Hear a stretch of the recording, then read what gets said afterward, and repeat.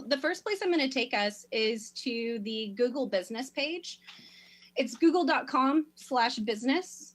And this is where you claim your business on the maps. So whenever you pull up and you search your salon, it always shows that little thing on the side where it shows the location of your salon.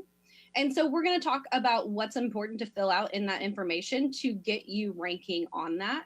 Here we are on googlebusiness.com, and I'm going to go ahead and sign in.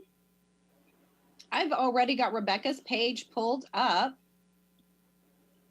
And so this is your home page. And what's really, really important is that if you haven't gone into this, you really have to claim this page. And so you want to make sure that it is claimed. Once you have it claimed and you've verified it, you'll be able to access all of this really great information. In here is info. And this is what's really important to go ahead and make sure all of this is filled out. So you want to make sure that you have a primary category. And you'll notice that Miss Rebecca on Salon 112 is categorized as a beauty salon. Additional categories is a hair salon. So we want to make sure that both of those are filled out, and that if you're a spa, that you have spa services listed. If you offer anything else, that you are in that category. The next thing, you want to make sure that your address is correct. This ad service area is more as if you're delivering anything. So this isn't necessarily a necessity for our salon companies. But then the next thing we want to do is add in our hours. So you'll notice that some of these things are in orange here, Ms. Rebecca. And what this is that somebody has suggested these changes to your site. Okay. So I can come back and approve these if you wanted to. Or you can say, no, that's not actually correct. Okay. So it's important.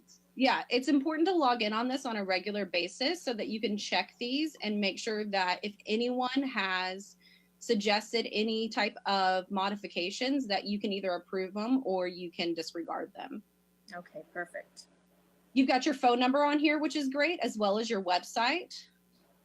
Another one, though, is that if you have online booking, go ahead and put a link to that online booking in that appointment URL, okay. A menu URL. So I can put a link to my service menu as well if I have that listed on my website. The more links that you have into there, the better. Another area is the services. You want to go through and add all of your services that you can add on there. And the reason being is that these become keywords. So the keywords are when someone comes in and Googles best hair salon for balayage.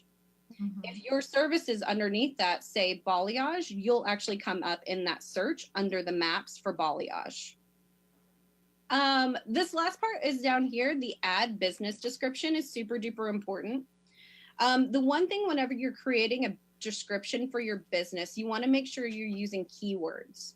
And what keywords are the words that people Google for. So whenever you're thinking about, if I was in a new location looking for a salon, what would I be Googling? I would probably be putting in, because I get balayage, I would probably put in best balayage. Or I might say best hair colorist. I might put in best haircut. And so in that business description, I want to go through and say that we're offering haircuts, balayage services, color services. And we don't want to overload it, but I want to make sure I get as many of those keywords in there organically as I possibly can without just listing them in there. Last thing on here is adding photos. So you want to be adding photos that your staff has taken either of hair or of your salon on a regular basis. And what's really important is that you want to make sure that those photos are labeled with what's in the hair. So you know that sometimes whenever I actually have a non-picture related hair photo, but this is me and my daughter. But if you notice, it says see home family photos. And this is how it's labeled as ZF2479744 copy.jpeg.com, right? So if I upload that, this is what Google takes for searching. I see. I would never look up ZF2479, et cetera, et cetera. I would be looking up newborn photos, right? If I wanted to find this photo. Anytime I'm about to upload photos onto my website, onto my Google business, I need to make sure that they're labeled properly and that I've changed that name to whatever is in the photo. So maybe it is highlights Bob haircut. It can be very simple because you still want to use those keywords that someone might type in, but that way they're coming up in the Google search for photos, as well as whenever they're looking up maps as well.